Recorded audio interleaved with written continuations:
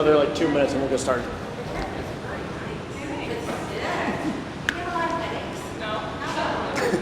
I'm going to get even less now, though. This is what she gets for sitting in front of me. She's gonna fall asleep. Which is the seminar that happened right before this. It's perfect. So we learned how to, proper sleep. There you go. In a chair. Now's not the time. Listening to Alex. Oh, except when you're listening to Alex. I don't know. That's the best time to sleep. I don't know what you're talking about. You know, I'm going Sleep to after. classes. I can't wait till my hair is this long. But I keep getting it cut. For some reason. You gotta stop cutting it.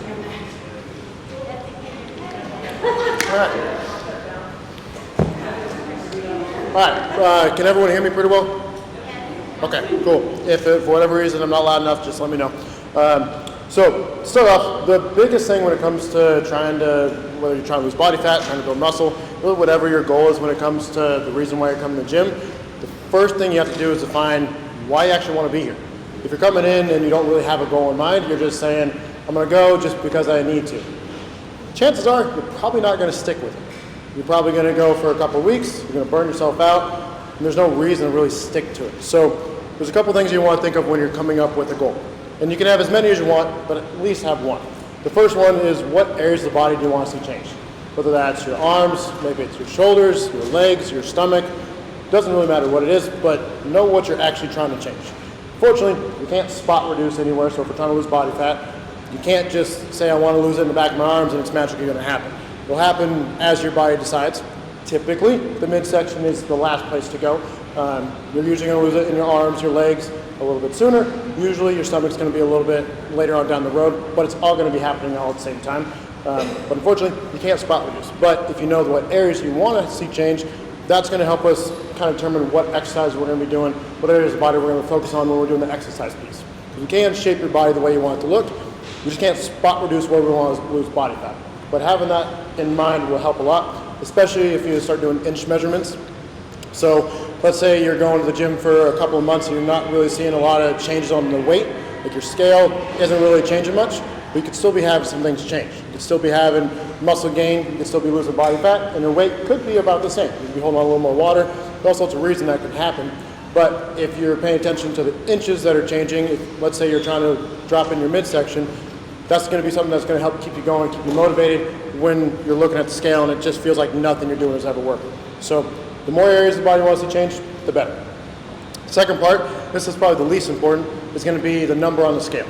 It's just a number, and there's a lot of things that go into it. It's your muscle, it's your bone, it's the clothes you wear, it's if you went to the bathroom, if you drank more water, if you ate. All sorts of things are going to play a role in what your weight is sitting at.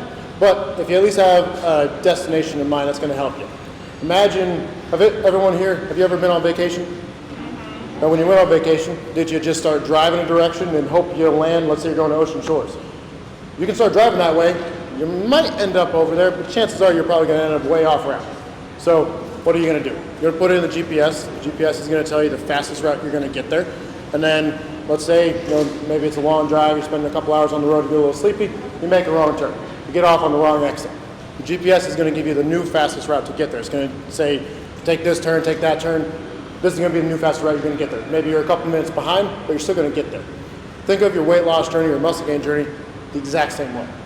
What you want to do is you want to have that clear goal in mind so that when you're on the way, when those bumps in the road happen, because they're going to, now you still can get back on the horse. You can still keep moving forward.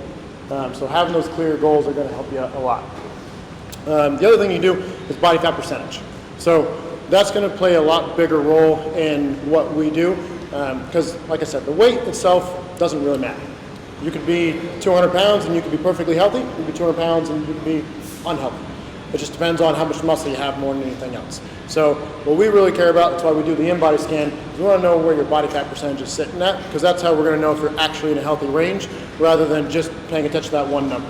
Because that's going to tell us a lot more about what's happening. Because you could stay, let's say you're 200 pounds, you could stay 200 pounds for the next 3 months, but your body fat percentage could change drastically. So if you drop 5% of your body fat, that's a great sign. That means that we're building muscle and we're losing body fat. So that's always going to be good. The last thing that I'd like to come up with a goal about is performance. This could be literally anything. It could be that you want to walk up the stairs without getting out of breath. It could be that you want to do your first pull-up. Maybe you want to be able to get on the ground and play with your grandkids. There can be any number of things that you can think of for performance, but think of the things that you can't do in your life now, or you can't do very well, that you'd like to see a difference in. If, let's say you got grandbabies, and maybe right now getting on the floor just hurts, or maybe you're afraid you won't be able to get back up. That's a great goal to have, because it's going to really get you motivated. And then that's something that can actually change your life. It's not just a matter of that one number on the scale. It's not just about how you feel about that number. It's about how's your life actually going to be different when you get to that goal, or when you get closer. There's also tangible things that you can use when things aren't going quite your way, when you don't see that number on the scale dropping quite as fast as you want it to, when life's getting crazy and you're struggling. Those performance goals are going to help you keep moving forward, because you're going to still be able to see some progress. I'd rather have 5, 10 different goals that you can shoot for rather than just one thing. Because if you just have that one thing, the chances of you actually sticking to it for the long haul is pretty low. Just because you're more likely you're going to get discouraged. Something's going to happen, life's going to get in the way, you're going to be working more, you're going to be stressed. Things are going to happen that are going to get in the way of that goal. So if you have more things you can push towards, that's definitely going to help you make sure you actually stick with it in the long term. And you can use them as kind of milestones along the way. Maybe it's that you want to walk up the stairs without getting out of breath. It's an easy goal. It's an easy one that you can measure too. And that's the last thing with goals, is you have to be able to measure them. If they're not tangible, you're just kind of going off your feeling, which we tend to lie to ourselves a lot. So if you can have tangible goals, that's going to help you actually stay on track as you go. Now, before I move on from goals, do all of you have any questions at all? Anything at all? Perfect. If anything comes up, let me know. The next part is you have to have a very powerful why. The reason you do this is the reason that you're going to stick to it, or the reason that you're not. How many of you guys have tried losing weight or gaining muscle in the past? Now, how long did you guys stick to it? Maybe a couple weeks, a couple months, and then what happens? Something gets in the way. Now, the only way that you can actually make sure that you continue on with that is if you have something that's going to get you motivated when you don't want to do it. Because, like, I do this for a living. I love working out. I'm one of the crazy few that does. But I still lose motivation. So if I don't have a powerful why, there's no chance that I'm going to stick to it. It goes the same for everybody else. If you don't have something that's really, basically think of it like it has to have an emotional response. If it's not something that you truly care about, there's no way you're going to stick to it when it gets hard. When life gets busy, when you're working more hours, when you got to run the kids around, things are going to get in the way. It's inevitable. So we can either make this a part of our life, or we can use our life as the excuse of why we can't do it. Good news is, it's all a choice. All you have to do is keep reminding yourself why you're really doing it. And if it's not something that, if you think about it, it could be your kids. Maybe you want to be around for your kids for a long time. Maybe it could be the same as a goal. Maybe it's that you want to be able to play on the ground with your grandkids.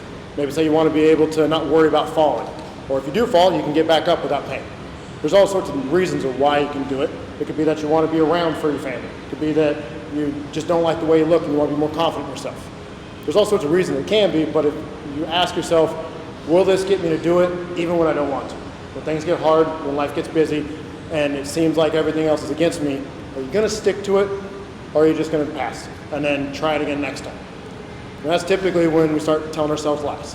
That's when we start telling ourselves, this isn't for me, it just doesn't work for me, it's my age, it's my hormones, it's whatever you want to call it. It really comes down to, are you going to consistently stick to it or not? And it's okay to fall off, because everyone does it. There's going to come a time in everyone's journey, probably multiple times, where you give up on yourself for a bit. But it's a matter of, are you going to get back on the horse and keep trying, or are you just going to give up at that point and say, this isn't for me, I'll try it again next year. Then January comes around and you're motivated again, and then you stop. So that why is, above all else that we talk about, the why is the most important thing that you got to think about. So I got pages for all you guys. I recommend writing down a why. It doesn't have to be right this moment, but think about, why do you really want this? And what do you really want? If you don't have a tangible goal, you're not moving anywhere. It's easy just to stay the same. And if you don't have a really good why, or multiple whys, there's no chance you're going to stick to it in the long haul, because things are going to get hard. This process is very simple, but that doesn't mean it's easy. The hard part is the consistency. It's sticking to it when you don't want to. So put some thought into it and really think about, when you're asking yourself, why do I want to do this? Think about, is this something that I'm going to, if I can remind myself of it, maybe you post it on the fridge, on your mirror, in the bathroom, it doesn't matter. But think of a place where you can remind yourself, of why you really want this. And if it's going to get you to do it when you don't want to, when you're tired, when you just got off from a long day of work and you just want to head home, when you don't want to prep your meals for the week because you're tired, because you're busy, because the kids are screaming, for whatever reason you don't want to do it, is that why going to get you to get out of your head and do it anyways? If it's not good enough. You got to go a little bit deeper. It can't be surface answers. It can't be, I just want to do this because I want to be healthy, because everyone wants to be healthy. You can't do it because I want to be more energy. That's great. We all want more energy. But if you tell yourself, when you don't want to do it, when you don't want to prep your meals, when you don't want to work out, whatever it is that you don't want to do, if that's not going to get you to do it anyways, keep digging. That's the only way that you're actually going to stick to it in the long run. Do y'all have any questions? Make sense? Awesome. Now, the most important thing is food. If we don't take care of the food, nothing we do out there is going to matter. Out in the gym, that's 5, maybe 10% of our success. It's important, you have to do it. There's no way around getting, whether you're trying to build muscle or lose body fat, you have to do that piece. You have to do the cardio, you have to do the weights, but the food's going to really be what's controlling what's happening in our body. You can't build muscle if you don't have resources to do it, protein for example. You can't lose weight if you eat too many calories. It is a very simple math problem. It's just a matter of can you stick to it. So the biggest thing, all of you said that you tried this before, right? Think about how many times have you tried it. Now, when it was working pretty well, what was happening at that point? Was it that maybe you were prepping your meals? Maybe it was that you were having someone else cook for you? Maybe it was that you were keeping things simple? What was happening? And then think of another time where you fell off. What was happening then? Chances are it was probably with the food first. The exercise, this is the easy part. Once you make it in the gym, that's the easy part. Getting here, that's going to be a little hard. The way I like to call it is the door we have out front, that's the heaviest weight we got. But once you make it through, it's a hell of a lot easier to get to it and get moving once you're already here. So if you can make it in, you already won the battle. But if we're not taking care of everything else that happens outside the gym, nothing you do in here is going to make any difference. If you're not getting your calories low enough, if you're trying to lose body fat, there's no chance you're going to lose body fat. It's a really simple math problem. So if you think back to that time that it didn't work for you, when you were trying for a little bit, whether it was a week, 2 weeks, 3 months, whatever it may be, and you didn't lose the weight that you wanted to, or you didn't gain the muscle that you wanted to, if you're really honest with yourself, would you say that you were actually staying on track with your food, or were you just guessing, hoping, saying, I think I'm eating this many calories? On whether you were tracking, maybe you're doing portion control. There's a million different ways to do it, but it really comes down to you need to move more than you are now. You need to eat less. That's it. It's really simple, and then just do that consistently. Now, there's a lot of nuanced pieces that get to it about how many carbs and proteins and fats and all that sort of stuff, but in a nutshell, that's the biggest part. If you're not getting your calories low enough, there's no way you're going to lose body fat. It's really simple. And if the scale isn't moving, you can be honest with yourself and you can ask yourself, am I actually weighing and measuring everything? Am I being accurate with how many calories I'm eating? Am I tracking at all? Because if the weight's not moving down like you want it to, I hate to break it to you, but your calories aren't low enough. It's really easy to overeat. For example, if you take a tablespoon of olive oil, maybe you're cooking some meat in a skillet. Maybe you just free pour some olive oil in it. Every tablespoon is 120 calories. I don't know if you know how much a tablespoon is, but it is not a whole lot. So if you're just free pouring how much olive oil you put in there, it is really easy to overeat how much, and you can easily get another 200, 300, 400 calories that you had no idea about. And then when you get frustrated because the scale isn't moving, that could be your reason. It could be, like for me, I love ice cream more than anything in the world. I still have it a few times a week. I used to go a little crazy. We used to eat like a gallon a week. It was a bad idea. But now I found ways that I can fit it in my diet. Ways that I can still make the progress I want to, but I can still enjoy the things that I like. Because I will never tell any of you, you can't eat this, you can't eat that. You can have McDonald's for all I care. I don't recommend having it all the time, but you can still have things. If you don't enjoy it, if you can't stick to it for the long haul, there's no reason to start, because you're just going to fall off again. If I tell you that you got to eat chicken, rice, and broccoli for the next 3 months, I don't think any of you are going to stick to it, because I know I wouldn't. So if you like certain things, have them, but fit it in. For me, with ice cream, I do ice cream bars, ice cream sandwiches, things that I know are a very controlled amount of calories and small amount. I can grab one and be done. Because I know if I get a bowl out, I'm filling that thing. I'm sure we're all that way with certain foods, and that's fine. Sometimes we use food for comfort. Sometimes we use food just because we're hungry. Maybe you get off work been working all day. Maybe the kids have been screaming at you. you're busy, and you get home and you're just like, man, I'm just really hungry. So you're gonna go and eat whatever's fastest. And then that usually snowballs into binging and stuff. So it's just having a plan and being able to stick to it. So first and foremost, whatever you do, it doesn't matter what kind of diet you do, you just gotta be able to stick to it. If you can stick to it, you'll be successful. If you can't stick to it, you're gonna fall off just like you have in the past. Now, the biggest part is ideally we wanna be eating 4 to 6 times a day. Now, again, it's gotta be able to work for it. So if that means you eat once a day and that's really what's gonna work for you, that's fine. I'd much rather you eat once or twice a day than eat 4 to 6 times and overeat or not be able to stick to it. So it's got to fit with your schedule, with your life, to be able to do it for the long haul. But ideally, you want to eat 4 to 6 times a day. Reason being is, first off, we got to have enough protein. If we don't have enough protein, it's like if you're trying to build a house. Trying to build a house, what do you need? You need resources.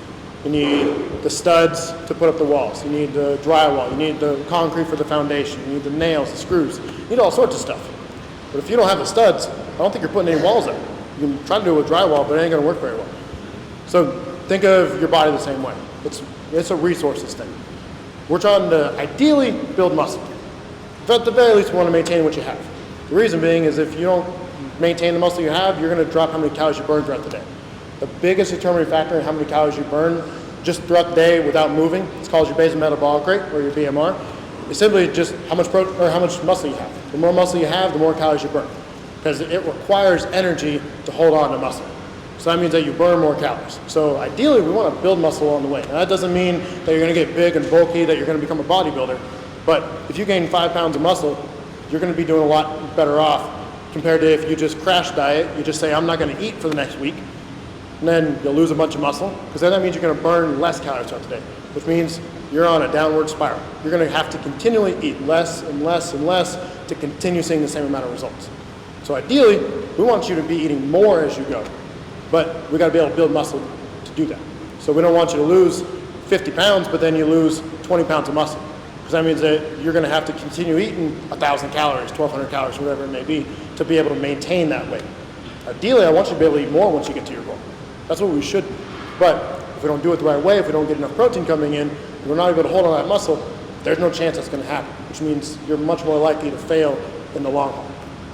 Does that make sense? Cool. The other part for eating more often is that it's going to help keep you hungry. I don't know about you guys, but when I'm really hungry, if I go to the grocery store, I'm grabbing everything I possibly can. All the stuff that I shouldn't have. That's when I get the gallon of ice cream, candy bars, and whatever else I want to get. So set yourself up for success. If you're able to eat a little more often throughout the day, you're a lot less likely to binge, simply because you're not going to be nearly as hungry. Now, again, if it doesn't fit for your schedule, if it's not going to work for you, don't start it. If that means you're eating twice a day, that's fine. But again, ideally, I want you to eat 4 to 6 times a day, so that you're less hungry, you're going to have more sustained energy throughout the day. Everyone have a crash around like 2 or 3 o'clock in the afternoon? Most of us?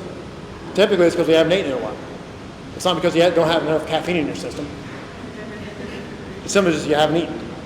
Your blood sugar crashes, it's going to make you feel really tired and sluggish. So if you eat more often, that's going to help keep you more energized throughout the day. It's going to help keep you from binging because you're not going to be so hungry, but it's also going to help you hit enough protein.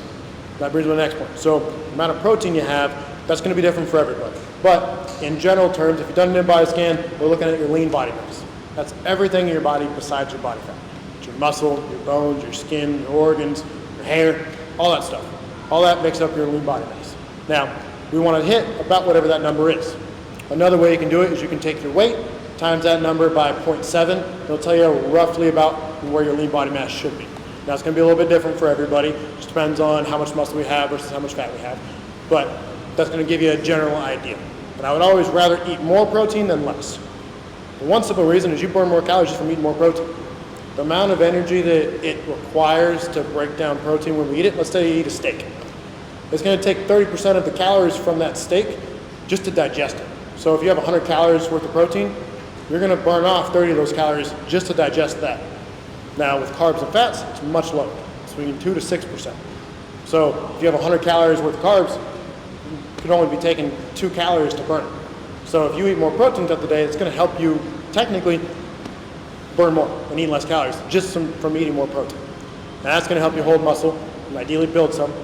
And then you're going to be able to get to the success that you want long term. And you're not going to be nearly as hungry. Because protein also takes a lot longer to digest in our system. which is part of the reason why it takes so many more calories just to digest it. So if you're eating more protein, that's going to allow you to be able to hold on to it, remain full for a lot longer, and you're actually going to get the result that you want in the long run. Yeah. Does anyone here struggle with hitting enough protein? Most of us. How many of you have kind of tracked how much protein you're hitting in a day? Most of you? Awesome. So, just curious from the audience, where are you guys' biggest struggles? Is it like you're not hitting it for breakfast? Is it that you're just having a hard time hitting the number for the day? Why do you struggle hitting protein? Anybody? Sure? Go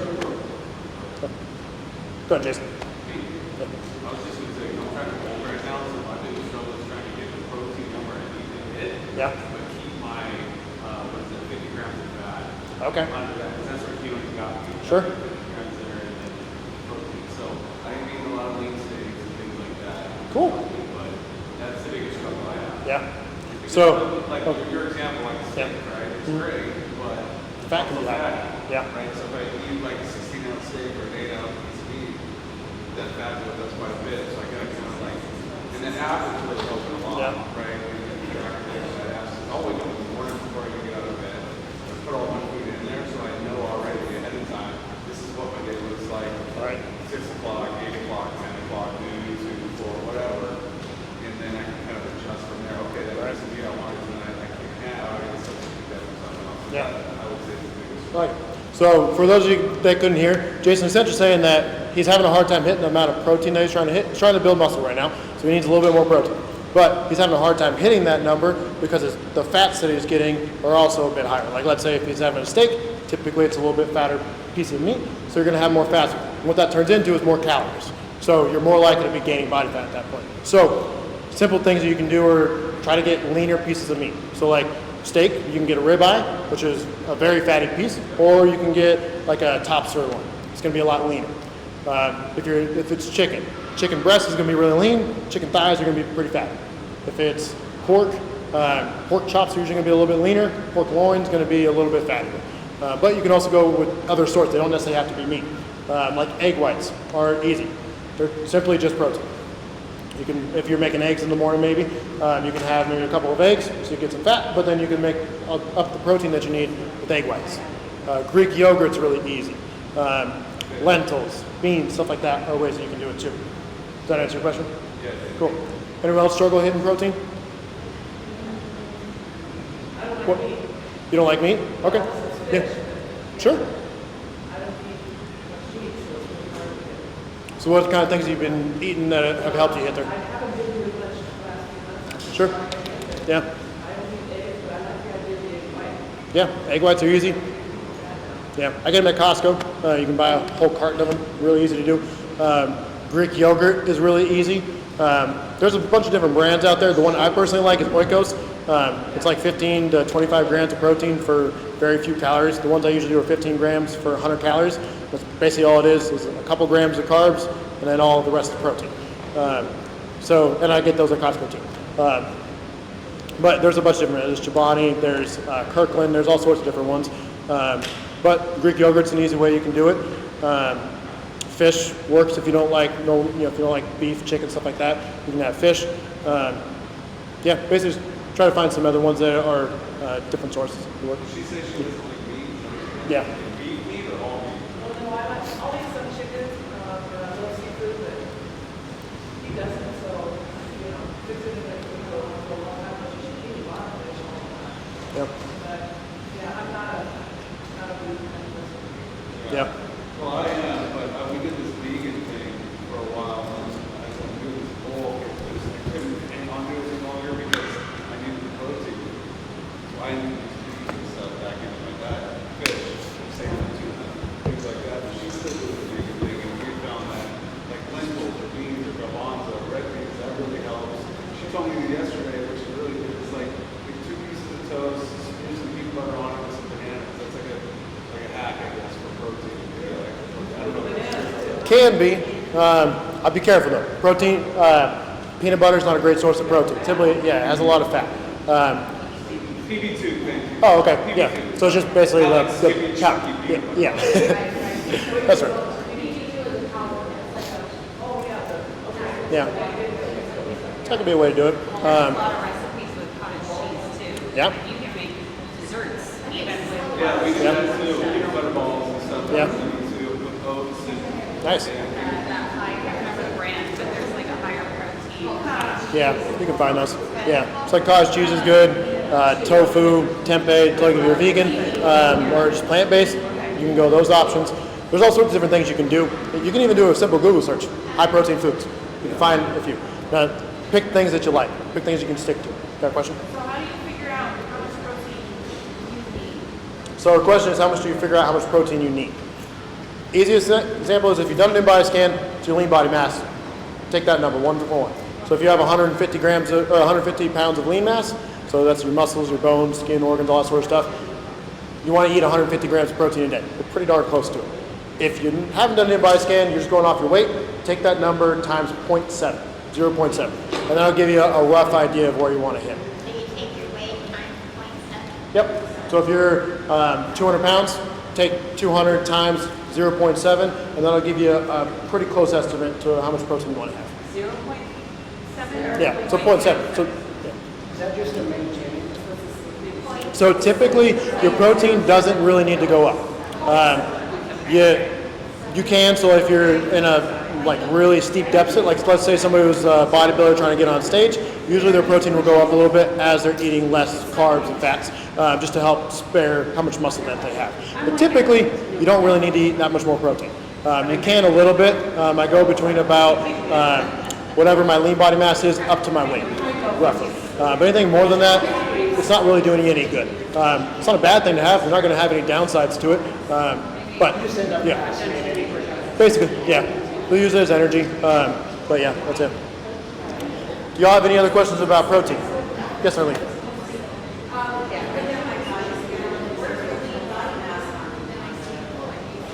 You'll either have to keep scrolling, or if you go on your, I believe it's at the bottom of the page. It might be on a different screen.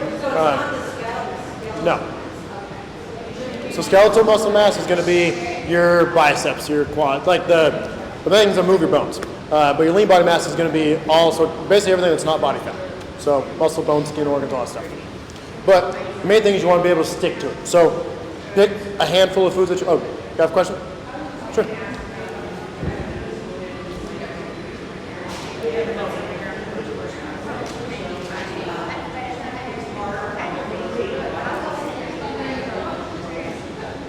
Hard to digest it, you said? Yeah. Sure. Are you trying to eat a lot of it all at one time, or is it kind of spread out throughout the day?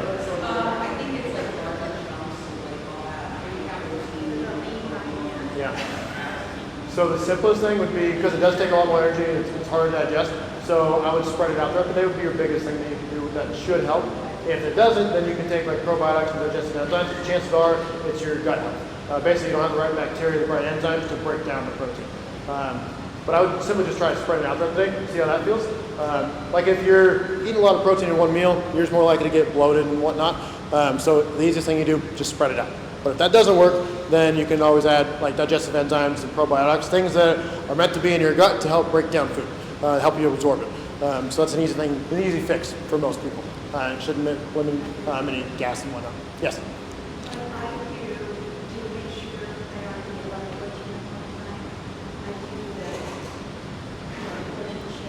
Sure. Yeah.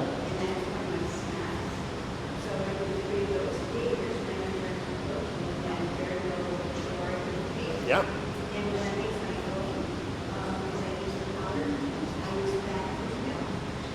Nice. Yeah. Mm-hmm.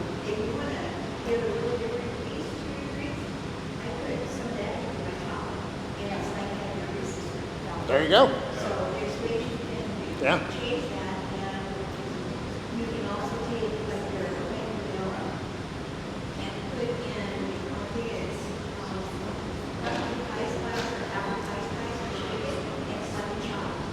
I love it. That's a good idea. Yeah. Yeah. Sure.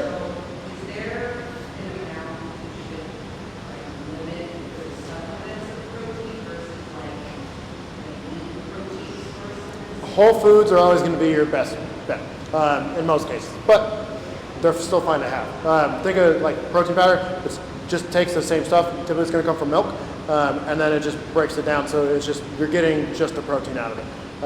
So you're not going to get all the other like vitamins and minerals and whatnot that you get if you were to eat like a chicken or a steak, something like that. But for the most part, unless you have like an upset stomach from it, it's not really going to make any sort of difference. But ideally, try to get more whole foods. That's going to help keep you full and whatnot a lot longer than it is going to take in a powder, but it's still going to help you nonetheless.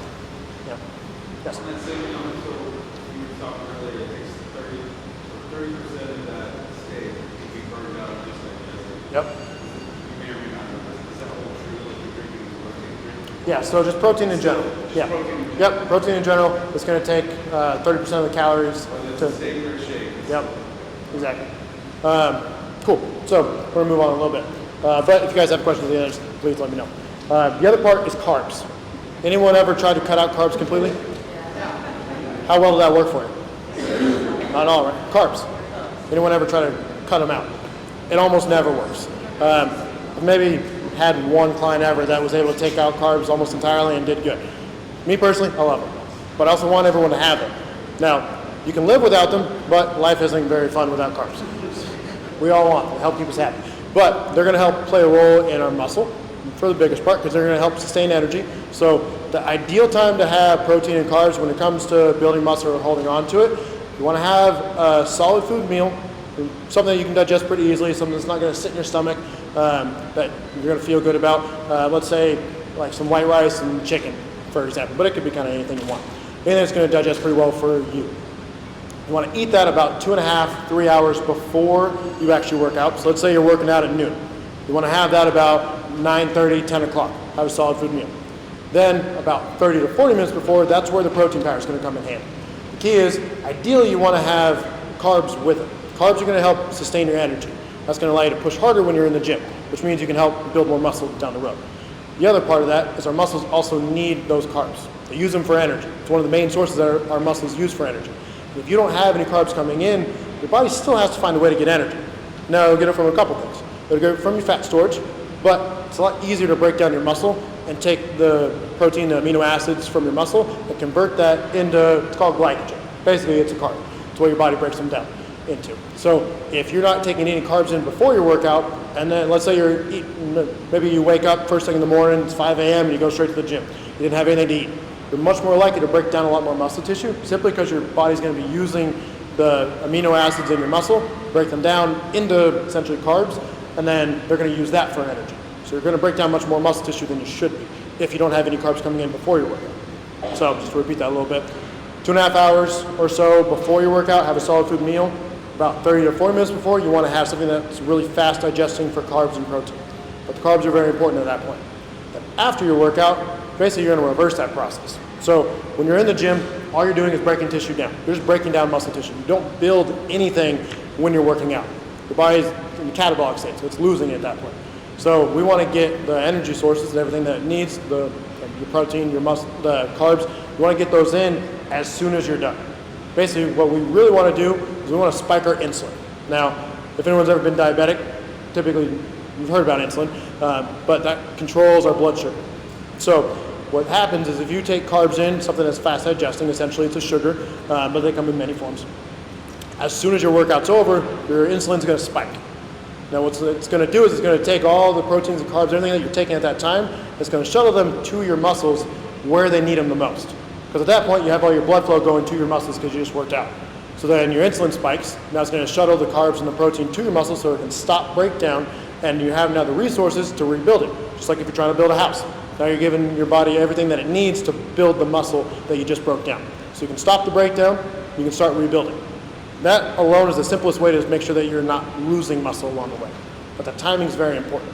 We'll get to this a little bit later too, but just to mention it, if you're taking aminos around your workout, that timing changes a little bit. If you're taking aminos, because aminos make up a protein, the amino acids. They're much smaller particles, so they get absorbed a lot faster. So if you were to take protein and carbs and aminos all at the same time, you're not going to absorb nearly as much. So what you want to do if you're taking aminos with it is you're going to do your aminos 15 minutes before you work out. The rest stays the same. So 30 minutes before, you're having your protein and carbs. You have a solid food meal 2.5, 3 hours before. And then as soon as you're done working out, you're going to have your aminos so that you can get those into your bloodstream as soon as possible. And about 20 minutes later, that's where you would have your protein and carbs. Just so that you break it up a little bit, that way they can absorb better. Otherwise, you won't absorb nearly as many of those aminos. So that's the only caveat there. And then within about an hour, 2 hours, you want to be having another solid food meal. That's for ideal results, to be able to hold on to as much muscle and ideally be able to build more. So if you don't hit it, it's not the end of the world. It's just that you're more likely to not build as much muscle along the way, or not more likely to hold on to it. Does that make sense? No. So I'm I could probably put something together for you. Yeah. I'm coming at like 5 in the morning, but I'm on. So that's okay. So you want to ideally, so if you're going to work out early in the morning, come in at 5 a.m., ideally you want to have a high carb meal before you go to bed. Now, I know that goes a lot against what most of us have heard. Eating at night is not a bad thing. Now, it can affect sleep if you're eating something heavy, just because you're going to be digesting and your body's trying to direct resources and blood flow to your digestive system. So if you're eating something really heavy, that's not going to be great for your sleep. But when it comes to building muscle and getting that glycogen or those carbs into your muscle, it is perfectly fine to have a higher carb meal at the end of your day. So think of like your dinner, but maybe have something a little bit later on. Maybe before you go to bed, you have maybe some oats or a banana or something like that, just to get carbs in your system. Now, it's not going to be ideal if you're working out in the morning. If you could wake up earlier, 3 in the morning, that would be ideal, but who wants to wake up that early? So again, it has to be something you can stick to. Does that make sense? Yes. Okay. Yes. Okay, cool. So don't just cut out carbs. You need them. I want you to have them. But their biggest source is really just energy. That's what they're used for. The other thing is fats. For fats, you can't survive without them. Like if you were to live out in the wilderness, there's 2 things you have to have: protein and fats. You can live without carbs. Again, you're not going to like life a whole lot, but you can live without them. Fats you have to have. They play a role in just about everything your body does. Hormone production is one of the biggest things. So like for guys, testosterone, you got to have testosterone. It's one of the main hormones for guys, and women have it too. But if you don't have enough fats coming in, you can't produce enough testosterone. So fats are very important. You want to make sure you keep having those come in. But they play a role in every other hormone that we have. But they play a role in transporting nutrients, help with energy.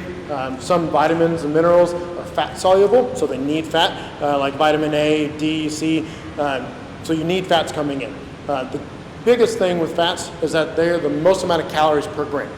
So to give you a little bit of a breakdown, for protein, they're 4 calories per gram. For carbs, it's the same, 4 calories per gram. Fats are 9 calories per gram, so over double. And it's really easy, like I mentioned in the beginning, olive oil. That's all just fat, which is fine. You need it. They're healthy fats. You want to have them. It's good. The problem is if you have too much of it, the calories go up really fast.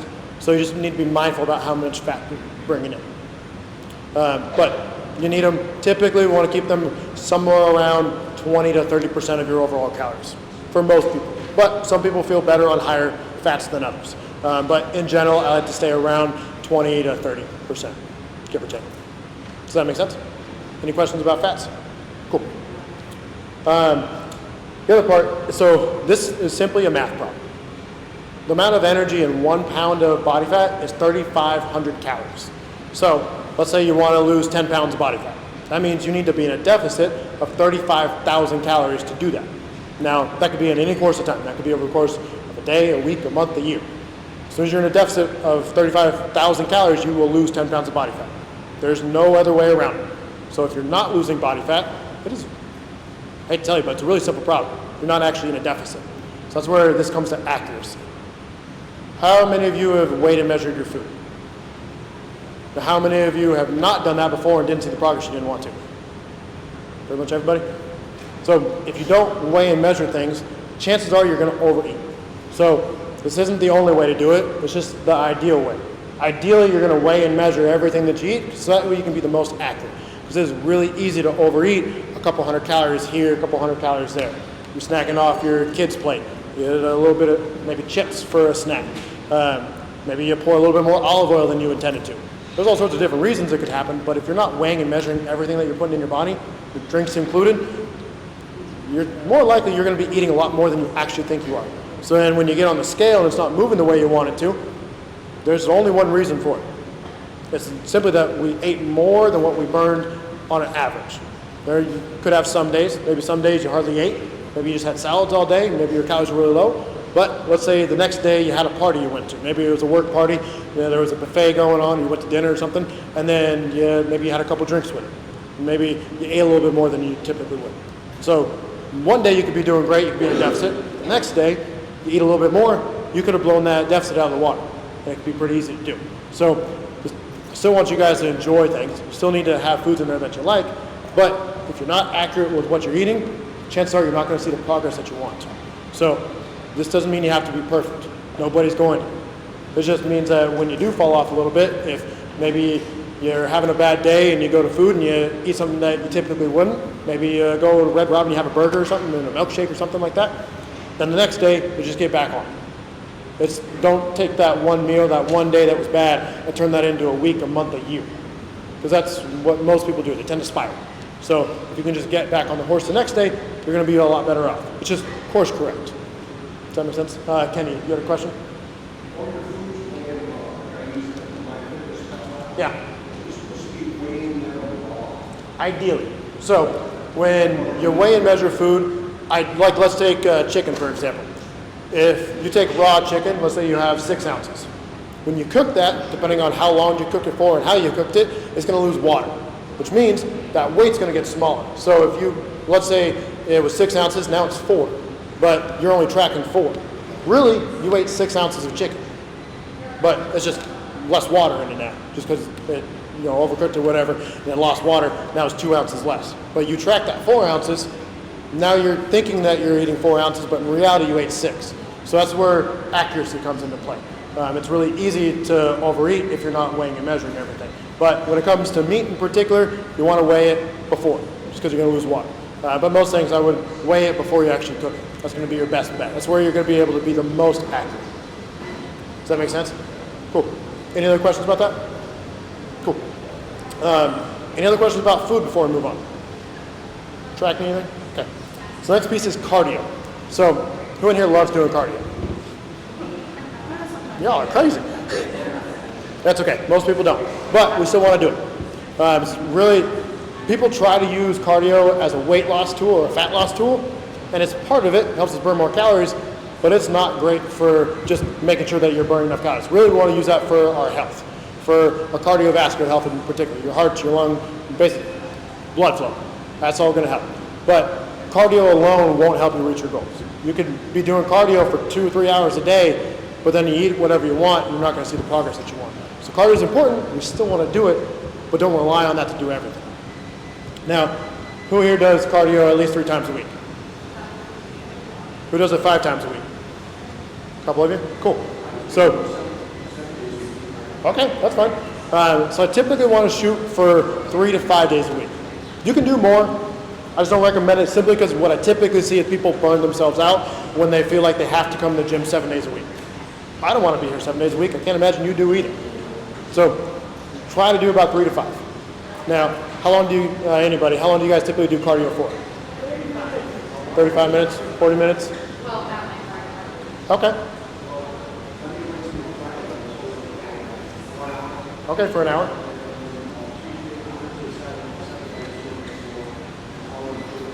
An hour and 45. Okay. So, I applaud you. Great, hard work. Yeah. There you go. So, really what it comes down is calorie burn. When we're doing cardio, what matters more than anything else is our heart rate. The higher your heart rate goes, the more calories you burn. So, let's say you get on the treadmill, you're just kind of moseying on, just walking, your heart rate's not really getting up. That's great, you can do that for 2 hours. But you could be getting the same amount of work done, the same amount of calorie burn done in a fraction of the time if you push yourself harder in that amount of time. I don't know about you guys, but I want to be doing cardio for hours on end. I'd rather get in. I would typically start people off with about 30 minutes. Now, as we go, if we're trying to lose weight, typically that's going to increase as we go. But I'm still not going to have you do a crazy amount. Anything, really I don't do more than an hour. But usually I like to stick it to close to 30 minutes. I prefer to get more of our deficit, so dropping our calories down from our food. It's a lot easier to eat less than it is to move that much more. Now, we want to, let's say we're doing a half hour. That's what I typically want to start with. I'm not going to start my time until my heart rate is at 60% of what my max is. Now, this is going to be different for everybody, but as a general rule, it goes off of your age. So the way you find what your heart rate should be is you take 220 minus your age, and then you times that number by 0.6 or 0.8. That'll give you 60 to 80% of your max. 220 minus your age, and then you times that number by 0.6 to get 60%, so your low end. Yep, 0.6. And then you also times the same number by 0.8, so 220 minus your age times 0.8 to get 80% of your max heart rate. You want 60. 60 to 80. So ideally, I want you to shoot closer to that 80 mark. Simply being you can get a lot more calorie burn done in the same amount of time. But that means you're working hard. Now, let's say you get on the treadmill and you start at a 2% incline and 2 miles an hour. Maybe right now that gets you at 60%. But I'm willing to bet a week from now, your body's going to get a little bit more used to it, and that's not going to get you at 60% anymore. So you can't stay at the same thing because your body's going to get used to what you're doing, which is good. It's a good sign. It means you're getting better at it. Your body's working more efficiently. You're not out of breath as much. But that means that you need to step it up a little bit. You always want to stay between 60 to 80%. Now, that doesn't mean that it's bad to go higher than that. Like if somebody was to go sprint, they're probably going to get to like 90, 95, 100% of their max heart rate. That's fine, you just can't sustain that for very long.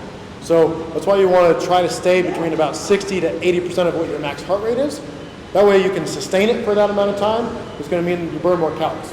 So I need to do like 184. Is that 220 minus your age? Yeah, so 220 minus. So that should be about your max heart rate. Times 184.8. That doesn't seem right. That's probably your max heart rate. 220, so 220 minus 44. Okay. And that gives you one number. Oh, okay. I didn't equal it. Oh, I just that'll figured it was a number. Okay, I'm alive again. Cool. Sorry. So 220 minus your age is going to give you roughly about what your max heart rate should be. Then when you times that number by 0.8, gives you your 80%, which is the high end, which is what you want to try to stay at for 30 minutes. That number times 0.6 is going to give you 60%. That's your bottom end. That's the lowest part. But think of it like when you get that number, let's say it's 110 beats per minute. When you hit that number, that's when your time starts. So I don't want you guys getting on the treadmill or the bike or elliptical or whatever you're doing, and then starting your time there, but then let's say you get 15 minutes in, and now you're warmed up, now your heart rate's at that 110 beats per minute, you're 60%. Now you're really only going to be getting 15 minutes of actual cardio in at that point. So don't start your time until you're at whatever your 60% is. Yeah, I'm talking to you, talk to. So Yep. 0.6 and 0.8, that's where your heart rate will be. Yep, that's where your range For is. about 30 minutes more. Yep, exactly. And try to stay as close to that 80% as you can. The reason being, so if you're at 60% for 30 minutes, you're going to burn about 300 calories. If you're at 80% for 30 minutes, you're going to burn about 500 calories. So just for putting in a little bit more work with no extra time, that's an extra 200 calories you burn. So you don't go past it. You can go 80. You can go past that if you want to. That's fine. As long as you can maintain. Yep, that's when your time starts. But if you go higher than 80%, that's fine. It just means you're burning more calories. You just can't maintain that typically for very long. Nobody can maintain 100% of their max heart rate for 30 minutes. You pass that. And if you're on the treadmill, you're putting levels. Yep, so you increase the incline or the speed. That's what Yep. you do both. Yep, you can do both. And then as soon as one goes up, if you increase the incline a little bit, you're going to burn a little more calories. Because your heart rate's going to be up a little bit higher, you're going to work a little bit harder. But the point is, you want to be getting more work in less time. I don't want any of you to feel like you have to live here. Really, I want you guys here for about an hour at a time. You can be in a little bit longer, something in the world, it's just that you're more likely to break down muscle tissue the longer you do it, which means it's going to hurt you in the long term. Does that make sense? So, just a little recap, you want to do about 35 times a week. You can do more if you want to go on a hike or on a walk or something, that's fine. But shoot for about 35 times a week. In the intensity, you want to stay about 60 to 80% of your max heart rate, and your time doesn't start until you hit 60%. You want to do it starting out, I like to start everyone out at 30 minutes. Typically in a weight loss journey, it'll go up a little bit incrementally as we go. Now the type you do, that's based off what you like. I really don't care what you do, as long as you like it, if you can stick to it. For some people, they like the Stairmaster. Some people like going on runs outside. Some people like getting on a rower. Maybe they play a sport, maybe they play basketball or something. doesn't really matter what you do. The whole point is just to get your heart rate up. That's all that really matters. Get your heart rate up and sustain it. So pick something that you like to do that you can sustain. If you don't like it, chances are you're not going to keep doing it. Make sense? Cool. Yes, sir. Typically, yes, but that simply comes down to using up your carbs. So if you're trying to build as much muscle as possible, you go do cardio, let's say you go do 80% of your max heart rate for a half hour over there, you're going to be using up a lot of those carbs that you did that your body could be using for muscle building. So you're going to run through that, and then when you go and do the weights after, you don't have as much energy sustained anymore, so you're more likely to break down muscle tissue to be able to use that for energy, basically. Yeah, so ideally, I would just split it up or do it at the end. Yes, Mike? So what type of cardio should you do to certain level? Like for instance, should you do slow steady state? Should you do In an ideal world, steady state's going to be a little bit better, but it's not going to make much of a difference. It's really going to come down to what you like. Like for me personally, I don't like steady state, so I prefer to do HIIT. It's not the best thing in the world for trying to hold on to muscle. That's what I like. So that's what I'm going to do, simply because I can get more done in less amount of time. So, yeah. Yeah, so it'd be more like do it on a separate day or a different time, some of that. Yeah. Any other questions about cardio? Wonderful. So the next part is resistance training. That's going to be get on the weight floor. That doesn't matter if it's machines, if it's dumbbells, kettlebells, barbells, TRX, your own body weight. Doesn't matter. Anything that's a resistance is going to be resistance training. Now the rules pretty darn similar. Doesn't matter if your goal is muscle building or weight loss. The rules stay the same out there. So you do about 3 to 5 times a week. This one I really don't want anyone doing more than 5 times a week. Simply being, it's really hard to recover from. You're much more likely to break down a lot more muscle tissue if you're working out for extended periods of time. And now let's say you're out there and maybe you're here for an hour and a half, but you're spending 5 minutes in between each set, then I would simply say you're here for a long time, but you're probably not going to be breaking down much more muscle tissue. But if you're here for an hour and a half, you're out there working out on the floor, but you're only resting for 30 seconds to a minute in between, what's going to happen is your cortisol levels are going to rise. Basically, stress hormone. It's catabolic, which means it breaks down muscle tissue. So really, you're going to break down a lot more muscle tissue if you're pushing yourself really hard for that hour and a half. Really, it's about anything over about an hour and 15 minutes. Cortisol levels rise. So we want to keep that to a minimum. So if you are going to be here, like let's say you're in GIFT and you're doing some boot camps, maybe you're doing a training session and then going right into boot camp class, you can do it, but you're more likely to break down some muscle tissue. So you really got to be mindful about your nutrition and your supplementation around that. But you're still more likely to be breaking down muscle tissue if you're going to be here for 2 hours at a time, just doing resistance training. So really try to keep that between 3 to 5. When it comes to resistance training, less is more. Especially if you're really trying to build as much muscle as possible, less is going to be better. Because then you're able to push yourself a lot harder, and it's the recovery that matters more than anything else. What you do out there is great. You need to push yourself, but you need to be able to recover from whatever you do. I usually start that with about 30 to 45 minutes. So if I'm doing 45 minutes out there and 30 minutes of cardio, that gets me to about that hour and 15 mark. I've been lifting for like 15 years. I still don't work out for more than about 45 minutes, hour at the very most. That's only if I'm not doing cardio that day. On that, I don't go more than 45 minutes. Most of my workouts are about a half hour long, give or take. But I don't take a whole lot of rest in between. And it just comes down to what I like. For me, I don't prefer taking a whole lot of rest, so I like to just do opposing muscle groups. Now, there's really no right way to do it. Again, it comes down to everything else. If you can sustain it and what you like. For me, I like doing opposing muscle groups. So let's say I'm doing the front of my legs, I'm doing the back of my legs. And then I'll rest for maybe 30 seconds and go right back to it. Or I'm doing my arms, I'll do my biceps and my triceps. Or my chest and my back.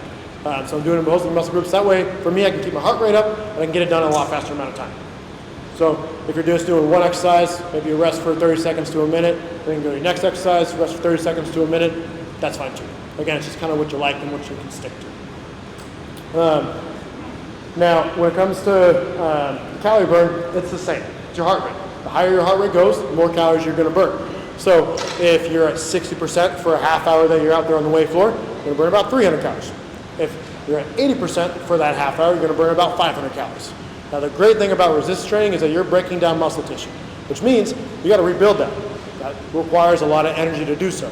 So your body also keeps your heart rate higher for 2 to 4 hours, depending on the intensity level of the activity. So like let's say you're taking TRX class and you're not getting a whole lot of rest and you're just kind of going back and forth. The heart rate stays really high, so you're at 80% for most of that workout. You're going to burn about 500 calories. That means, because the intensity level is high, your heart rate's going to remain higher for 2 to 4 hours afterwards as well, which means if your heart rate's higher, it means you're burning more calories. Basically, your body needs a lot more oxygen at that point. So you'll be burning more calories from it, but you're also going to burn more calories over the next 48 hours because you still have to repair what you broke down. Like I said earlier, when you're out there, you're not building any muscle. You're simply breaking it down. So then when you're recovering from it, you get your carbs, your protein, your sleep, your hydration, all those things come into play. You're recovering from it, you're going to be rebuilding everything that you broke down, which also requires energy. So if you burn 500 calories in a half hour out there, you're going to burn another 500 calories from that workout just over the next 2 days. So you get more bang for your buck from doing resist training than you do for cardio. Cardio is great, we still got to do it. But you're going to get more out of it from doing resistance training. Does that make sense? Any questions before I move on from resistance training? Wonderful. We're doing time. So, next piece is supplementation. So, when anyone said they eat a perfect diet, they get every vitamin mineral that they could possibly ever need? Probably not, right? Turns out you have to eat about 28,000 calories to get everything that you need up to optimum levels. That's your vitamin D, A, C, your magnesium, zinc, all sorts of stuff. All these things are resources that our body has to have. Just like trying to build a house. If you don't have all those resources, you're not building a house.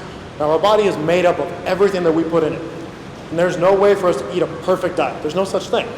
Like the FDA took 50 dietitians trying to come up with a meal plan of 2,700 calories or less and get every vitamin mineral up to optimum levels.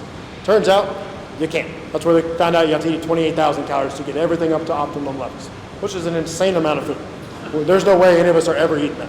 Now you can still get them up to levels to survive, but those aren't optimal. Optimal levels are going to be where your body is functioning as best as it possibly can. Now, every amount of the mineral that your body needs plays a role in more than just one function. It plays a role in your eyes, in your brain, in your heart, in all sorts of things, your muscles. Every bodily function, your hormone production, literally every bodily function that you have to stay alive, your body is requiring nutrients to be able to do that. So if it doesn't have them coming in, our body is great at surviving. If you, let's say you're eating McDonald's 7 days a week, and that's all you're eating, there's not a whole lot of nutrition in that. There's not a whole lot of nutrients getting in your body, but you're not dying from it. Now, down the road, years down the road, you're going to have some health complications from it, but it's going to take a while to get there. Nutrient deficiencies are a silent killer. It's not something that you're going to notice day after day, simply because we get used to it. We get used to feeling really sluggish and tired, our joints hurting. We get used to all those things, so we don't really have anything to compare it to. But once you start getting all the vitamins and minerals that your body needs, now you have something you can actually compare it to. Now you start noticing you have more energy. You're not tired constantly. Your joints don't hurt as much. You don't have much brain fog. All these things play a role simply from just having enough nutrients that your body needs. Because if you don't have them coming in, your body's going to keep living. It's going to keep you surviving. But that just means that it's breaking down other functions of your body to be able to do it. So we've got to make sure that we're covering the bases. For us, if any of you have been with us for a while, you know we use DotFit. The reason being is there's a lot of, let's just say, very shady supplements out there. Like if I go over to GNC or Super Supplements, I can ask anyone that works there for a multivitamin, and they probably have 20 different kinds.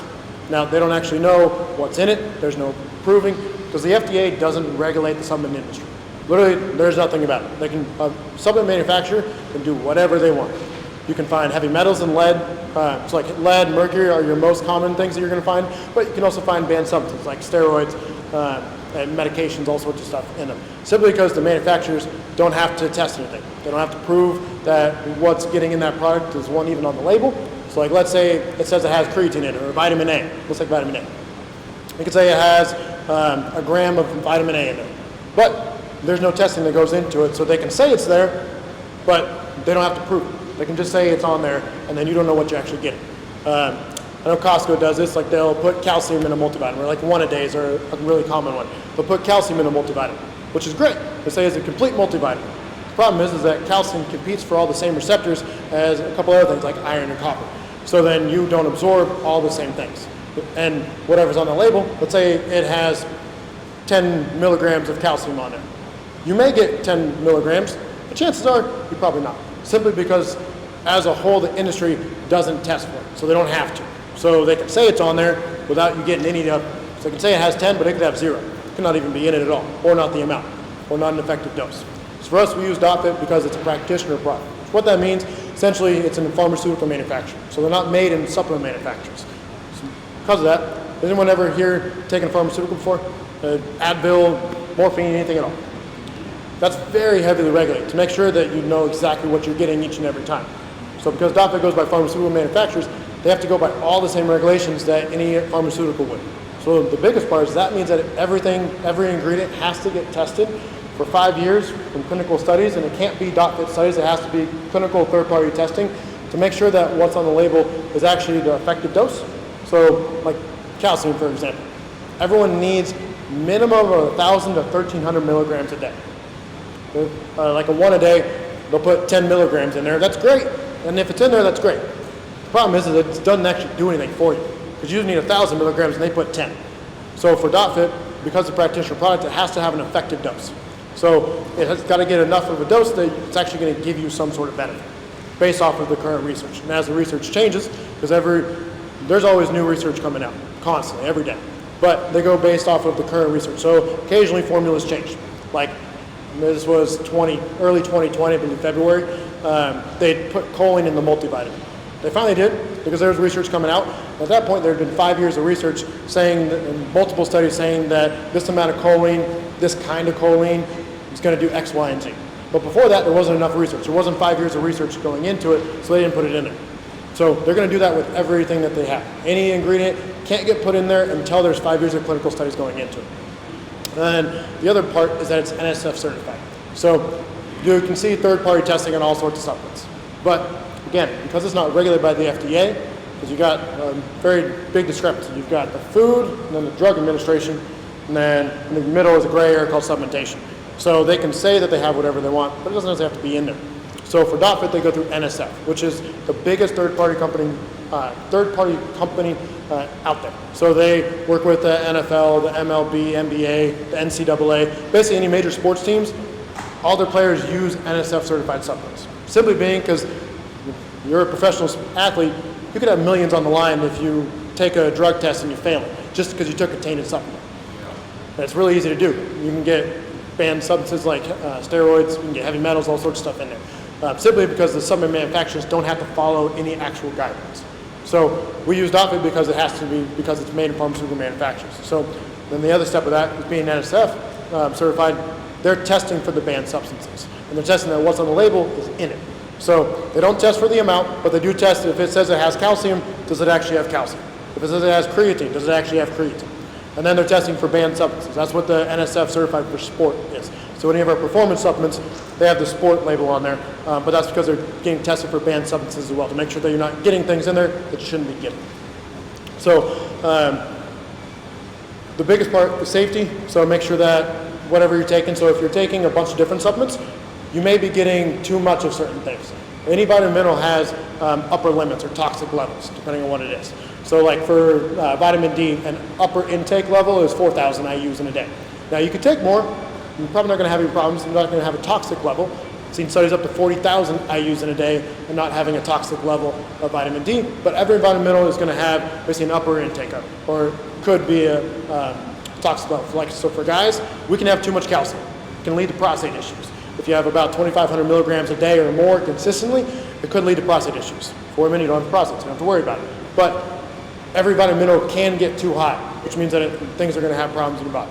So you need to be mindful of those sort of things. So if you're taking a bunch of different brands, you might be getting too much of certain things. So with DotFit, everything's synergistic. So part of the reason why they carry so many different things is so that you can take a vitamin D and a multivitamin and a calcium, and you're not going to hit any upper limits of anything. You're not going to have any problems. Effective is the other thing. If it's not effective, if it's not going to do a certain amount for you, like I mentioned earlier, calcium, if you don't get at least 1,000 milligrams of calcium a day, your bones are going to get weaker as you age. It's already part of life. Our bones get weaker as we age. We can help maintain our strength, but if you're not getting enough calcium coming in, you're going to be breaking those down further and further, especially if you're not getting enough for extended periods of time. Like if you're not getting enough from like dairy, Greek yogurt, from milk, cheese, stuff like that. All those things are going to have calcium in them. But if you're not getting enough consistently, you're going to be breaking down your bones, which is what's going to lead to osteoporosis down the road. So I'm about any of you, I don't want to fall and break my hip when I'm 70 years old. So you got to have enough calcium to make sure that doesn't happen. The other part is truth in labeling, purity, potency, and nutrient delivery. So I already kind of talked about the truth in labeling, but really it comes down to making sure that what's on the label actually matches up with what's in the product. So if you just go get something from anywhere, Safeway, Costco, Super Supplements, if it's not 100%, you don't know where it comes from, chances are you're probably not getting what you think you are. What's on the label doesn't actually have to be in the product at all.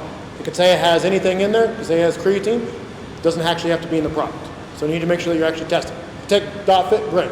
Take something else, that's fine too. Just do your research. Make sure that you actually know what you're putting in your body. Then nutrient delivery. You want to get the right nutrients to the right places at the right time. Timing is everything. So like for some things are powders, some things are capsules, some things are pills. It all comes down to what tissue does it need to get to and how fast does it need to be absorbed. Like aminos, for example, those are a powder because you can absorb those really quickly. You want to get them in right away. But like a multivitamin or the calcium, those are pills because that's a slower digestion. It needs to get into the receptors that are in your intestines. And as your intestines move along, you have different receptors for different nutrients. So if you just had a shotgun blast, you just put everything in there all at once, and it was all absorbed, you're not going to have everything get uptake into all those receptors because it's like just shooting in the dark and hoping it sticks. So it's like if you put a calcium in a multivitamin, it's going to compete for some of the same receptors. So you're not going to get all that calcium that you put in your body isn't actually going to go all into your bloodstream. So it's about what target tissue doesn't need to hit. That's why nutrient delivery is going to play a big role. There's a few different types. There's what we call the essentials. Those are basically the building blocks of our body. That's a multivitamin, calcium, omega-3, vitamin D, antioxidants. And if you don't have these things coming in, it comes down to basically your body's going to be breaking down other things to get what it needs. Multivitamin, that's just covering your bases. That's filling in the gaps from the things we don't get from our food. Because nobody eats a perfect diet. There's no possible way to, unless, again, you're eating 28,000 calories. So multivitamin is simply just to fill in the gaps so that your body can function as well as it needs to. Calcium, that's a separate thing. It has vitamin D, K1, K2, or boron in it, because all those things help with the absorption of calcium. But that's going to help play a role in your bone health, basically, more than anything else. Part of the reason is your muscles require calcium. Every time it contracts, whether that's your heart beating, your bicep works, your blink, all these things require calcium. So if you don't have at least 1,000 milligrams coming in, your body's going to be taking from your muscles, from your bones, so that it can feed those areas, so that it can actually contract. Which means that you're going to be taking away from your bones and making your bones weaker at a much faster rate than they should as you age. And that's something that you're not going to notice after a year or two. It's going to be decades later when it's too late to make any change from it. Vitamin D, that's a simple one. We need it from the sun. If anyone you look outside, we don't get the sun a whole lot. So when we do, typically we're covered up. We've got sweatshirts and sweatpants and all that sort of stuff on. So we don't get a whole lot of vitamin D. So you need to supplement with it. But this plays a role in your immune system first and foremost. Basically, every cell in your body has a vitamin D receptor on it. So it plays a role in everything your body does. But the biggest part is going to be your immune system and your bone health. For your bone health, it helps you absorb calcium, but for your immune system, it helps all your white blood cells and everything function the way that it should. We need about 2,000 to 2,600 IUs in a day. So if you're not getting any from your food, like you can get it some from some milks and orange juice are your most common things. Again, you got to be mindful of calories. But you can get some from those sort of foods, but mostly you're going to get it from the sun. When we live in an area like we do, we don't see the sun a whole lot, you need a supplement with vitamin D. It's also the cheapest supplement out there. It's like $9 for 100 tablets. And you can't go wrong.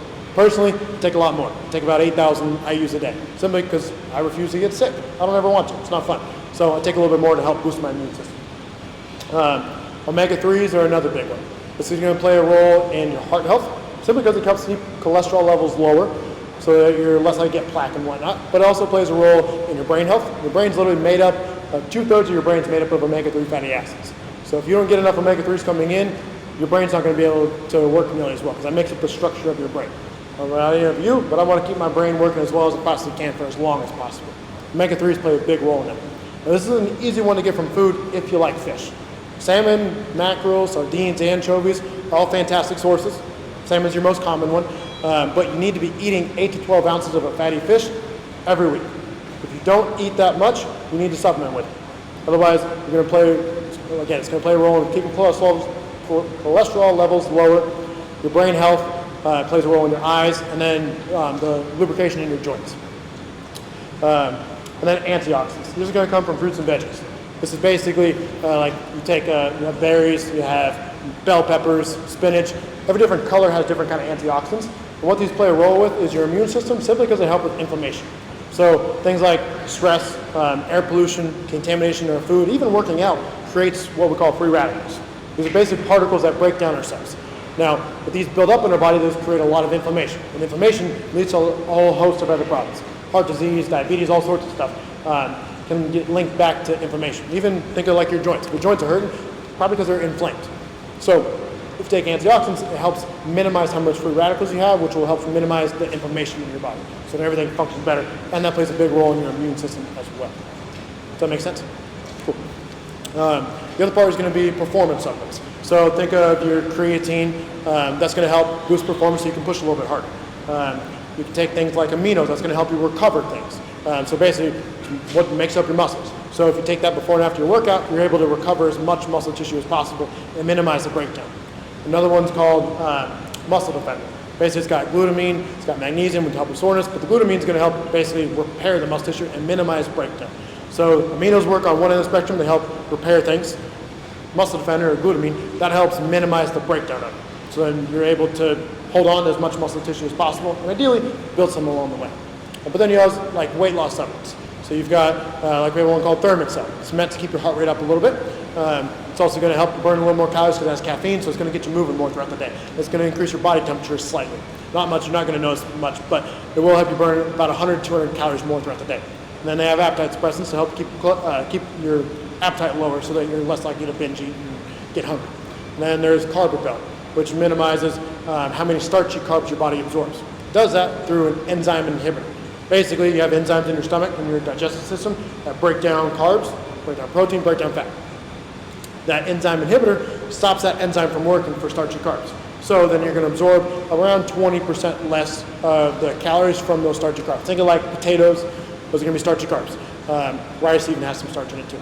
But if it's starchy carb, it'll help minimize how much you actually absorb. And then it has an appetite suppressant so that you're not getting as hungry. Weight loss liver support, essentially it's the same thing, but it's an enzyme inhibitor for fat. So it's going to help minimize some fat that you intake. So you're eating it, but you're not actually absorbing it. So it passes through you. And then it has this appetite suppressant in there. It's a fiber to help keep food in your stomach a little bit longer. And then we have, actually we talked about recovery already. But basically there's a bunch of different kinds of supplements you can have. Simply start off with the basics, the things that you get from your food. The multivitamin, calcium, omega-3, vitamin D, antioxidants, and then you can start adding things on down the road as you go. You don't need to get everything, but get things that are going to work for you. But I would simply start with it. At the very least, for every client I've ever worked with, start with a multivitamin. At least. Because that's at least lets me know that I'm covering the gaps from my food. You can add things on down the road which are going to help build muscle, hold on to it, help you perform better in the gym, help you get more cognitive function, help you digest the system, you're taking digestive enzymes, probiotics. There's a whole host of things you can take. Let's start with the basics, and then you can work up from there. Do you have any questions about supplements? I have a question on the muscle defender. Sure. Are you taking muscle defender on your rest days as well? Yes, every day. So for Muscle Defender, for those of you who don't know, you take a scoop after your workout within an hour, and then ideally about 30 minutes before you go to bed. So if you're not working out that day, I would just take it before you go to bed, which will help minimize breakdown when you're sleeping. Yeah, good question, Megan? So is there a way to figure out, like, how much of each vitamin or nutrient you need? Like, does it depend on, like, man's woman or age, or is there, like, a calculation? Like you can do a blood test and find out where you're deficient. But in general, everyone needs roughly about the same amount of stuff. Like if someone's bigger, they're heavier, they probably need a little bit more. But for the most part, you need the same nutrients in your body. So like if you, let's say you had 100 pounds more muscle, you're probably going to need a little bit more nutrients. But for the most part, it's going to be the same across the board.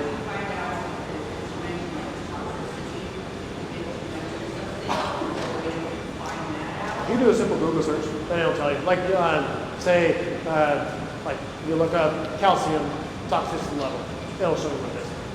Yeah, just use Google for it. It's really easy. Yeah. So when you're tracking your food and you take the supplements like the creatine or the aminos or whatever, are you supposed to track those as well? Are there any calories or anything? On some of them. Creatine doesn't. Aminos has some, I believe it's 25. So it's not many for most of them, but they do have some. Muscle Defender doesn't have any, but there's a couple that do. Most of the aminos are the only thing I can think of at the moment. But I will check for protein. Yes. So if they're shakes, they're a protein shake, carbs, meal replacements. I mean, I guess. Yeah. Like if you're using like MyFitnessPal, you can just put it in there. It'll pop up. But yeah, I if it's wasn't sure if I should be or not. I haven't been. I'm the protein. yeah. Yeah. But Yeah, because there's going to be very few in them. I would recommend it, but like for the aminos, I believe it's 25 calories per serving. So if you're doing that before and after, it's 50 calories. So it's not going to be the end all be all, but if your calories are pretty low, it'd be helpful to know where you're at because that could be the difference in you making weight loss or not, or as fast as you want to. So the lower your calories get, I would recommend tracking. Yeah, I believe it could be 20 or 25. But I'm pretty sure it's 25. okay. Yeah. Any other questions? Before we move on? Yes. How do you use creatine? So creatine, what really matters is going to be taking it consistently, more than anything else. So basically your body also creates creatine. You create about 2 grams a day, but you use 2 grams a day. So it's going to help with your performance in the gym, helps with cognitive function. But the biggest thing is you need to saturate your cells with it. So there's a loading phase for it. Typically, I'm going to have people take a lot more in the beginning for the first couple weeks, up to 20 grams a day. And then after that, just because it saturates their cells that much faster, you can still do it in a longer period of time. Let's say you do 5 grams. Each scoop is 5 grams. So if you did that over the course of a month, you're still going to get saturated. It's just that you're not going to get any benefit from it until you get to that saturation level. So it's just going to take longer. From there, you're going to do it whether it's a workout day or not. You take it every day. But it's just consistently taking it, really. I take it around the workout just simply because it's easy. But if I don't take it on a workout day, I do it before I go to bed. But the key is just taking it consistently. Because if you go a little bit, you don't take it, then you don't have that saturation level anymore. So then you have to restart that loading process. Yeah. Any other questions about subs? Yes, George?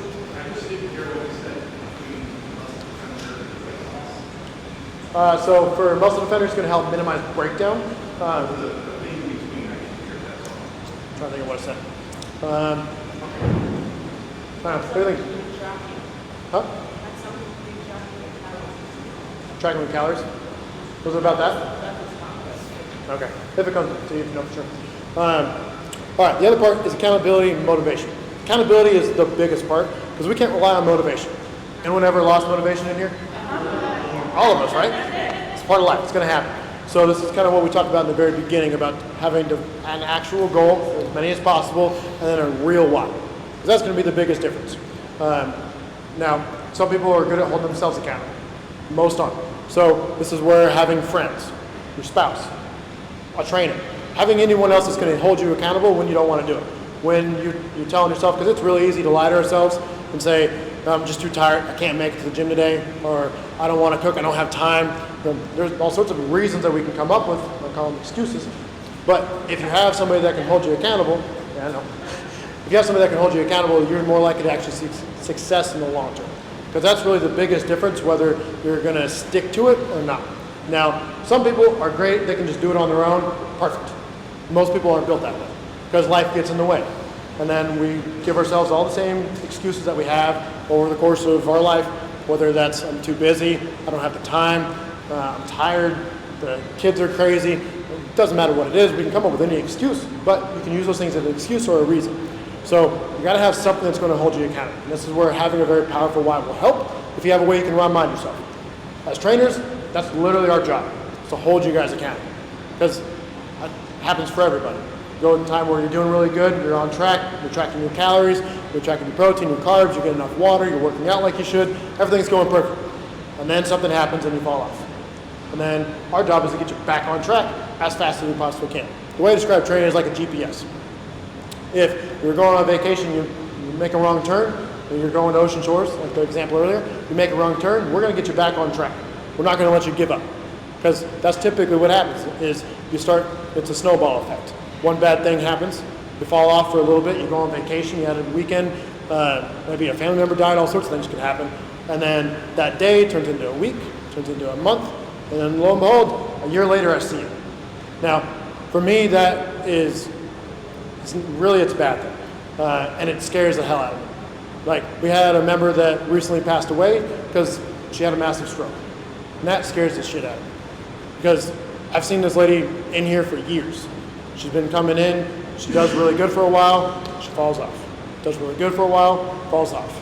Unfortunately, she ran out of time. And that scares the shit out of me. Because if she could have kept doing it, she would have stuck to it, she would have had a really powerful why, she would have had other things in her life that would have held her accountable, there's a good chance she'd still be here today. She's a great lady, everyone loved her, but that's the kind of things you got to think about. What's the result of if I don't do this? If I keep pushing that can down the road, if I keep waiting until the perfect time, that doesn't exist. There's going to come a time where you run out. You don't have any more time to do it. The time you need to start is right away.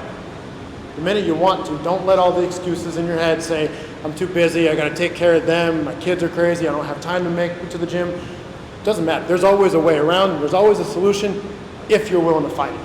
And then create a support team. Create people around you that are going to hold you accountable. Now, unfortunately, not everyone in our life has the same goals and wants to see the same things, especially if they're not in the same direction, if they're not doing the same things that you are. There are people that could be your best friend, that could be your family members, but they want to hold you back because they don't want to see you do really well, because that makes them feel really bad about themselves. So you got to be mindful about the circle that you have. Typically, your circle gets a little bit smaller as you start going on these journeys, because you're going to find the people that are really here to support you and the people that don't want to see you succeed because they feel bad about it. So you got to be mindful about those things. Now, it's okay if you're still friends with people, it's your mom, it's your family member, whatever. That's fine to have. They're not going away, but you may need to put a little bit of distance in between. You got to find what are your pitfalls and what's going to be successful. Because if the people around you aren't cheering you on, they're not helping you, hold you accountable, they're not calling you out when you don't want to do it, probably not the people you want to have around you. Because you're setting yourself up for failure. You are the people that you hang around. If, for example, if you're in the gym, most of your friends are in the gym, there's a damn good chance you're going to get to where you want to be. If all your friends are out partying every weekend, what are you probably going to do? You're probably going to be partying every weekend. So you need to be mindful about those sort of things. So what I want you guys to think about is, how many times have I tried it? What got me to fall off? Was it that I got busy at work, so I got stressed and I fall off? Was it that I was relying on external motivation to do it? Was it that I was relying on my friend to meet me at the gym, but then they fell off, so I fell off too? But what is it that got you to fall off initially? Because chances are, if you don't do something different, the exact same thing's going to happen. If last time you relied on a friend to go to the gym and they fell off, and now you're relying on a friend to come to the gym and they fall off, you're going to fall off too.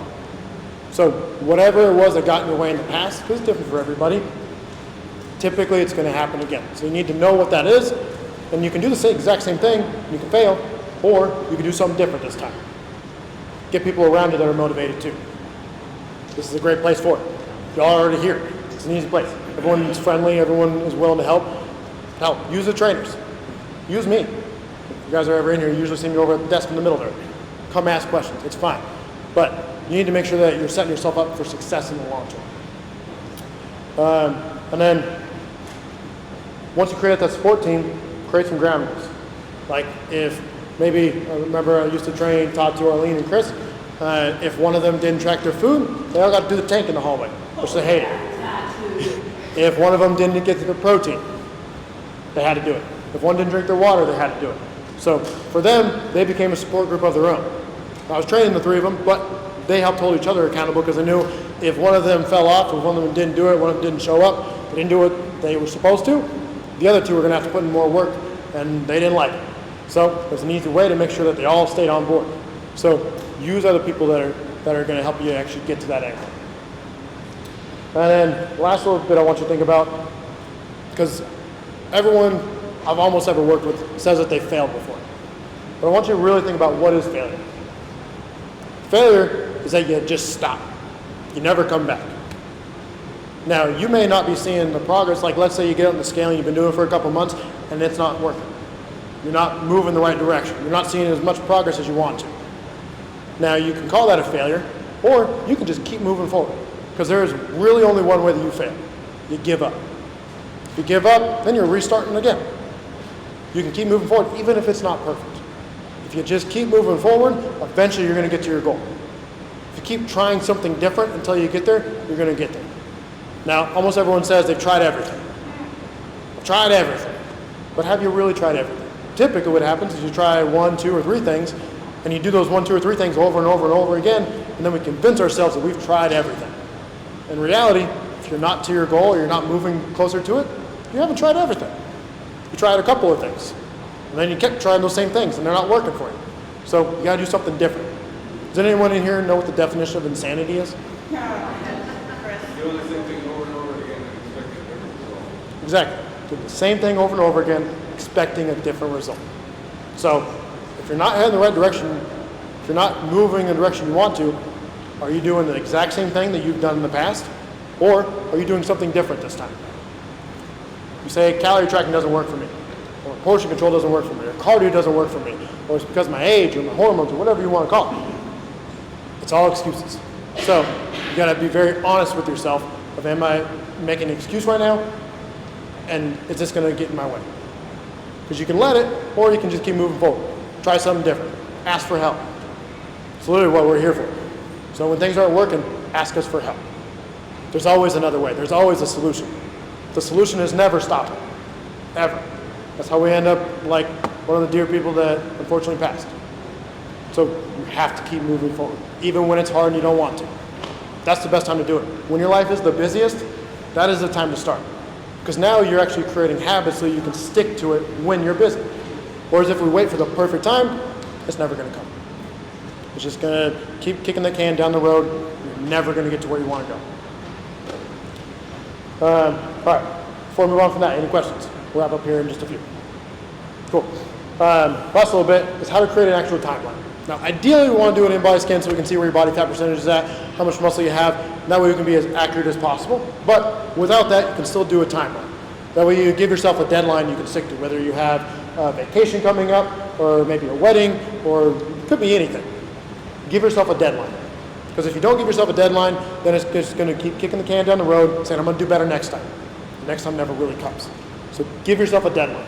The easiest way is if you're trying to lose weight, it's 2 pounds a week is a realistic goal that we can shoot for. Now, the bigger someone is, the more weight they're going to lose initially, and they'll slow down. I've known people that lose 1 to 2 pounds a day. Now, granted, they were much heavier at that point. And as they got smaller, they didn't require as much energy to maintain it, so that dropped down. But a very realistic goal is 2 pounds a week if you're trying to lose body fat. But that's if you're doing all of these things to the T. You can't do them halfway. You can't kind of track your calories, kind of do your cardio. I did 1 day this week, I did 2 days next week. I tracked this day, but I didn't track the other 6. You can't do that and expect to see the same kind of results. You might see some, but they're not going to be nearly as fast as they could. Now, one of the biggest things that's going to help hold you accountable and keep you doing it is when you see progress. What most people try to do is rely on motivation.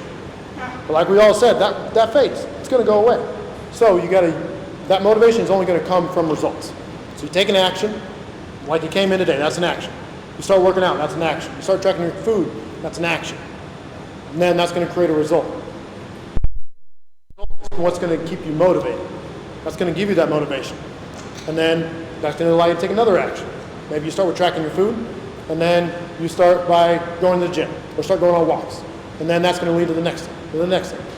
And then as that keeps going, now you're going to see more and more results from it, and that's going to keep those results are going to help keep that motivation going. But you can't rely on the motivation. That's why I said earlier, you got to start when it's busy, because that's where you're able to stick to it in the long term. But if you're trying to lose fat, 2 pounds a week is what we want to shoot for. If you're trying to build muscle, 1 pound a week is what we want to shoot for. Now, in the beginning, it can go faster. The longer someone's been exercising and doing everything perfectly, the slower that's going to get. So if someone's been lifting for 20 years and been doing their food, their cardio, their supplements, they've been doing everything perfectly, they probably aren't going to be able to gain a pound of muscle anymore every single week. It might be more like a quarter. But especially in the beginning, the first couple of years, as you're dialing things in, you can definitely gain a pound of muscle a week if you're doing everything right. So come up with a timeline, pick a number, doesn't matter what it is, but pick a number and then that's what I want to hit. Even if you don't hit it, that doesn't mean you're a failure. That just means, all right, what did I not do? Figure it out. That's what we're here for. Ask questions. Were you as accurate as possible with your food? Did you do your cardio and get your heart rate up where you needed to for as long as you needed to? Did you do your weights, the resistance training? Did you do that for as long as you needed to get your heart rate up as much as you needed to? Did you supplement the way you're supposed to? The timing of everything. Did you do everything right? Because if you didn't, that's okay. I don't expect you to be perfect. But if you didn't do everything right, you're not going to see the same results as you would if you did do everything right. So this really comes down to you got to. All right, y'all. Everyone have questions? That's all I got today. Do you have any questions for me? Cool. So, any questions? No? So just so everyone knows, today we're doing a sale on PT. So for personal training, if you guys want to get started, you guys need to get extra sessions. Everything's family rate today. So that means this is lower even than gift days. So half hours are 30 a session, hours are 60 a session. And then all supplements are 20% off. So if you guys need to get set up on more, or if you want to get set up with a trainer, then let me know, and then we'll go from there. All right, y'all. Have a wonderful day. Thanks for coming.